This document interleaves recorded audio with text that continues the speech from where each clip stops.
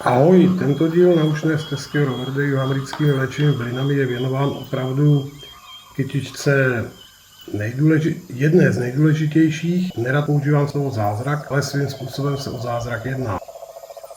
Budeme si povídat o úňade gato nebo kecklou, kacnkrale, kočičí dráp nebo u nás také známá jako velká kora.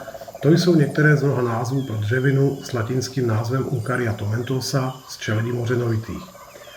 Tato dřevina, nesprávně označovaná jako liána, se plazí a pne po okolních kmenech při své cestě za sluncem do vyšších pater tropického deštného lesa. Používá k tomu ostrých trnů, připomínající drápy, podle kterých dostala své pojmenování, tedy český kočičí dráp.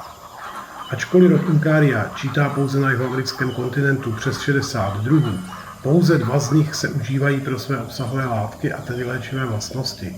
Jsou to Uncaria tomentosa a Uncaria guyanensis.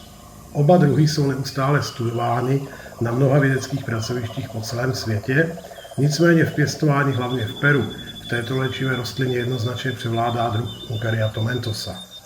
Rozdíl mezi těmito 2 druhy pozná každý návštěvník deštného lesa na první pohled. Zatímco trny Uncaria tomentosa jsou masivní, krátké a téměř rovné, pouze zlehka se sklonem k bázi větve. Trny Uncaria guyanensis jsou užší, delší a spirálovitě stočené dovnitř, takže jakmile se jednou zachytí o cokoliv ve svém okolí, je velmi těžké se ze zajetí trnů dostat a rozmotat. Takže v podstatě používá se kořen, používá se listy, používá se vnitřní líko, které jsem přinesl pro demonstraci z jiného, širšího stonku, z jiné širší kytičky nebo liány. Když jsem v úvodu použil slovo zázrak, je na místě si to vysvětlit. Všechny 3 zmíněné části rostliny jsou velmi bohaté na obsah pestré škály alkaloidů, a to alkaloidů oxindolového typu, tedy z prekurzoru oxindolu. Dále se dělí na tetracyklické a pentacyklické, ačkoliv obecně je prezentován antagonismus účinku mezi těmito 2 skupinami, v podstatě se také vzájemně díky tomu doplňují a podporují, tedy synergizují. Tyto alkaloidy jsou odpovědné především za velmi výraznou aktivitu imunostimulační, tedy podporu přirozené obranyschopnosti organismu. Tento mechanismus byl vědecky popsán a potvrzen.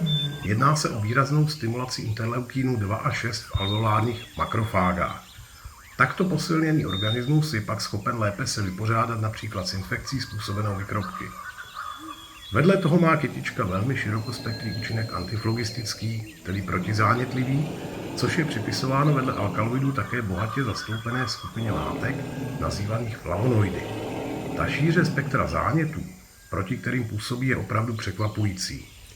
Působí účinně proti exogenním, tedy mikrobky či vlivy zvenčí způsobeným zánětům, tak i proti endogenním zánětům, jako jsou záněty kloubů a podobně. Tady se jednotlivé skupiny obsahových látek úžasně doplňují a podporují, takže posílená imunita umožní organismu, aby si se zánětem de facto poradil sám. Osobně znám mnoho případů, kdy kytičku s úspěchem použili při zánětech kloubů nebo Bechterevově nemoci, ale také při Crohnově chorobě, což je de facto zánět střeva. Samozřejmě bylo a je prováděno velké množství studií a pokusů na další možné pozitivní vlastnosti a účinky. Ve hře jsou účinky protirakovinné, protialergické a mnoho dalších. Výsledky jsou slibné, ale zatím je předčasné něco potvrzovat. My si o aspektech pěstování a užití kytičky budeme blíže povídat v dalším pokračování, kdy mé pozvání přijal odborník na slovo vzatý, profesor dr. Gilberto Domínguez Torrejón, bývalý děkan Lesnické fakulty Národní zemědělské univerzity La Molina v Limě, v současnosti viceprezident pro výzkum na univerzitě Unia v Yarinacochi, kde se uprostřed svého milovaného pralesa věnuje výzkumu nejenom této kytičky, ale to až někdy příště.